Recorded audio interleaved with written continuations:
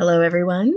Today, I am going to do a little recap of an earlier recorded tutor talk about the use of recipes and the various extensions that you can use with both American-born students and our English as a second language students. So I'm going to be taking some of the things that some of the tutors talked about and some of the other staff who were present and just kind of go through some of them. I've also placed all the links in the chat already.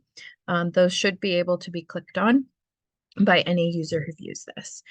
So the reason why I picked this topic around this time of year, which is December, is there is a lot of holiday cooking for many people. And that is not to say everyone, but it is something that is a very common thing to do this time of year.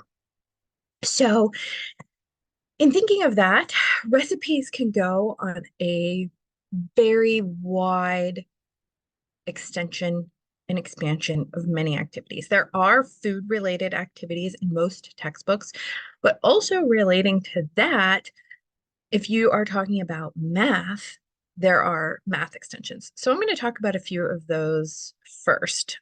There are the fact that they are using measurements, and sometimes you do have to convert them because many cultures use the metric system and we do not.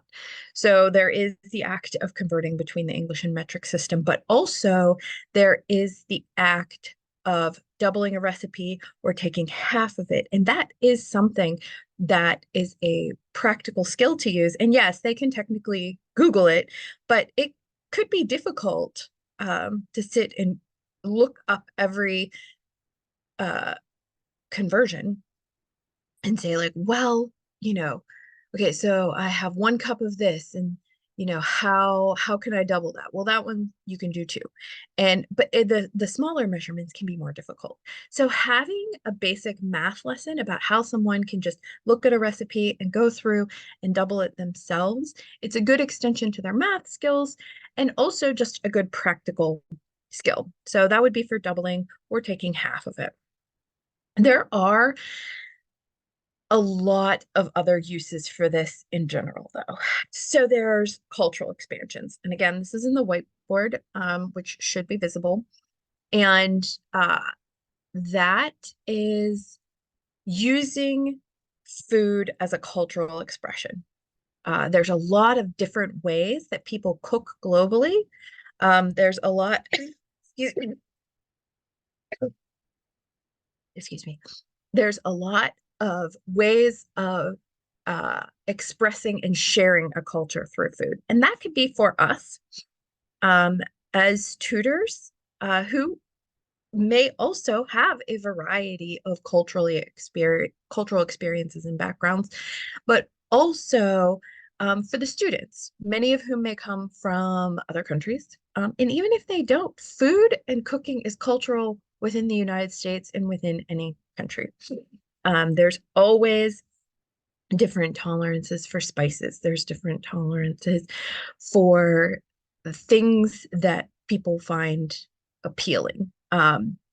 There is different nutritional content. And, I mean, every culture seems to have some sort of meat or vegetable wrapped in some sort of coating. So it could be ravioli, it could be a dumpling, it could be pierogies. So there's a lot of cultural expansions for a way that something might look in one culture. And because it's food, even if you don't cook it, you still eat it. So it's a good way to discuss different cultural differences and also get into just a lot of different topics. It can open up a wide variety of topics. So over on the whiteboard, I have mentions of some things that other people did bring up in the tutor talk. And Lisa was also something that she brought up as something that is cultural. And a pair that she knew of, they took recipes and made a cookbook and like wrote it themselves. So it's recipes that two people knew of and came together and made a cookbook, which actually gets into a bunch of other skills that we'll talk about in a little bit. Susan, one of our longtime tutors, also mentioned that she was talking about Thanksgiving food and Thanksgiving food preparation with her students, neither of whom are native born Americans. And she asked, "Do you want to try to make a pumpkin pie?" So the student uh, did, and they tried to make a pumpkin pie. And what they came back with seemed to follow the recipe, but did not exactly look or taste like a pumpkin pie. It was still good. It was just a little bit of a different take on it. And so that's a good way of showing that even culturally, if you read a recipe, it might end up looking a little different. One thing that Susan also mentioned there with her student is that she tends to weigh her ingredients. So when a teaspoon was on there, she just took a teaspoon from her drawer, like a teaspoon that you would have in a drawer of silverware, and use that. And sometimes a teaspoon, you can just kind of eyeball it. In a lot of cultures and a lot of people in general don't cook with precise measurements. And so that's fine. But the ingredient was nutmeg. And nutmeg is a pretty strong spice to include that much of it. And so that is something that is interesting and important to get into, because you can, if you put like a tablespoon, one of those big spoons from your drawer of salt, that would be potentially a lot of salt for something. Well, a tablespoon in general is actually a lot of salt, but depending on the recipe, that might be too much. And with salt, once you put it in there, you can't take it back. And same with nutmeg, which is a strong taste. So the use of weights versus the use of measurements is also something that is a cultural thing, and something that you can get into a discussion and work on lessons within textbooks and then beyond it. And the use of weights, I would say, is also common in a lot of other things. For example, a lot of cultures use fermentation, even sourdough, and you are supposed to weigh your ingredients with certain things like that. I do not. And it took my sourdough starter a long time to be stabilized because I did not weigh it. I didn't use the weights because I'm stubborn. So you can use that as conversation starters. You can use that as a multitude of expansion of lessons. And then one thing that we discussed here also is the use of reading and writing expansions. And that is taking a the possibility of writing the directions of something. And a tutor, Megan, brought this up. And that can be something extremely basic, because now you're getting into a different type of skill. So this isn't necessarily relating to culture. This is more of a reading comprehension skill or a writing skill. And the example that she used, which I thought was a good one, is even writing out the instructions to making a peanut butter and jelly sandwich. People think, oh, well, that's really basic. You don't have to write a recipe for that necessarily. But if you write, first, you get the bread out, then get the peanut butter out. You are forming a basic list of ways that you can also construct other things that you write. And then on the other side, and you can even do this if you're on Zoom, the other person can be on the receiving end of this, and one person types the instructions and then the other person tries to follow them. And maybe those instructions aren't that clear. So then you can talk about ways to make it clear. Like, how much detail do you want to put into the list of instructions? And that's something that could be done for any type of learner, depending on the level. If they're at a level where writing a list of instructions is a good idea for them and is something that is manageable and doable. So that's something that is an option. Another one is the idea of writing a recipe from scratch. So maybe you pick a few ingredients and we think, and I would say just pick basic things. Say, how can we write a recipe about this? Do you want to say, um, first take a cup of rice and rinse it a few times and then go through the instructions and like how to make the rice. And you can put precise amounts of ingredients in, or you can use the type of directions, which is uh, lightly cover the rice with about a half an inch of water, because then you're getting into even another measurement, or so it comes up to like the top of your finger or something like that. So there's a lot of ways that you can work in the reading and writing expansions as well.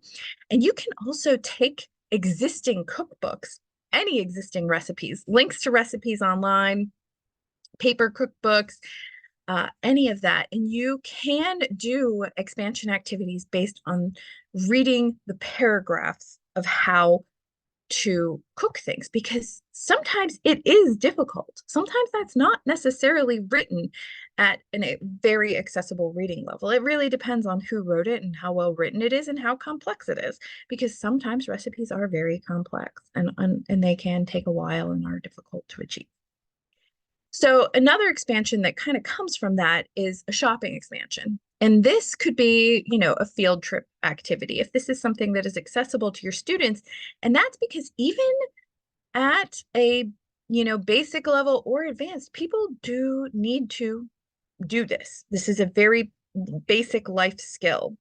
So going into the store, or even if you go somewhere where there's a lot of different markets, this is not just a grocery store, but some other types of markets, you can go and you can pick out a few ingredients and build something based on that, and see if the student can write a recipe with a few basic ingredients, even if it's like the ingredients for a salad.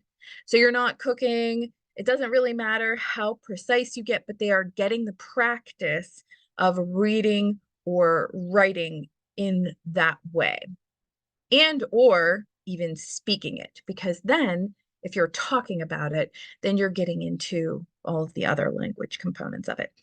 And this will happen at all variety of levels. One of the students, or one of the tutors who was on there, Jenny, mentioned that she has a Turkish student, and he is pretty basic, but uh, even though his language skills for English are pretty basic, he still is learning food vocabulary. And they had a lesson in the book, and one of the things he talked about was Turkish coffee, which is very bitter, and it's not the same experience of coffee that you will find at, your local Starbucks or whatever like that in the US. Like it's not going to be the same as a latte. So having those types of conversations about flavor and taste, you can get into new vocabulary with that. And that could happen with the shopping, it could happen with the reading and writing and anything, because you're talking about bitter, now you're talking about sweet. So you're talking about things that we all experience, but in a way where you're making it relatable to them and also building those skills as you go along. So this first link here, if you click on that, which I'm not going to do because it doesn't play in a way where it will be visible to anybody who sees it on the screen, even if it's shared. This talks about the science of spiciness. And so that is something where it includes a video and it talks a little bit about those taste sensations that we get behind the science of spiciness. Now, it is difficult. It would be difficult to listen to. There is some closed captioning. So you wouldn't do it for listening and understanding every single word in it, but you can get some basic ideas from it and use it in that way. And that also, even something like that can get into a health literacy element of the conversation. And that might be something your students are interested in. It might not be. And it might be something that tutors don't necessarily think a lot about either, because nutrition in food isn't something that is necessarily widely known. We see the labels, but it's hard to always know what everything means. So there's a lot of good expansions for that. I would say with recipes, you might be talking about like the salt content in them. You could also get into reading the labels of prepared foods, which again isn't necessarily related to recipes, but foods, it gets into that type of topic as well. So there's that expansion. And then, as I mentioned with this video here that talks about the science of spiciness, there are a lot of listening activities out there. So there are podcasts, there's YouTube videos, there's bloggers, there's reels on various platforms of social media.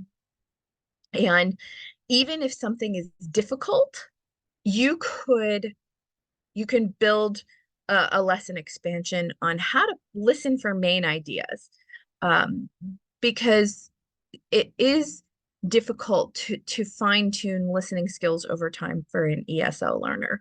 Native English speakers do speak quickly, they do tend to, and the vocabulary with some of these things, like if you click on the science of spiciness, the vocabulary words in there are difficult to know, and are difficult to master. So you might not necessarily know all of those, but you can form some questions from a video based on the general gist of listening to that. And these are all geared toward ESL learners, so they are not as quickly spoken as some of the other content might be that's just out there on the internet. And then this one is about Christmas treats. Again, something that, if you're baking desserts, baking is usually something that needs a little more precision. So also a good expansion activity. And then there's two other links as well. The bottom one is a podcast. It does require a subscription if you want to view the full transcript. However, again, these are short and accessible, and there's a lot of content on there that you can listen to without becoming a member. So the one that I pulled up here was a history of spice. So this is not of spiciness. This is of spice. So when we talk about putting that nutmeg into the pumpkin pie, and it talks about the history of spice, because we do have a lot of shared spices culturally. And so that's something that could be in its own topic. So you could even talk about the history of spices and how that relates to things that we eat now. And you can still see part of the transcript even if you aren't a subscriber, but you can also just listen to it. And that is again designed to be a little bit more accessible. On the flip side of it, it's a good comparison activity to talk about, well, what is spice versus spiciness? Because those are two different things that you could be talking about. Nutmeg is a spice, but nutmeg itself is not spicy. And there's a distinction there that particularly an ESL learner would need to work up to in terms of level to understand that distinction. So this this summary covers some basic background information on how you can go through and use some of these things in contexts beyond what the textbook might have, but also if you're just looking for a fun thing to do. And even you can even with a basic Google search, you can find like crossword puzzles about food or word searches. They're even like basic questions. They'll have like questions and answers about food and recipes. So there's a ton of resources out there, and some are meant for adult learners and some aren't. And you can pick and choose from either one and take that and go from there. So I'm going to go ahead and close out this recording. Any questions, you can feel free to email me.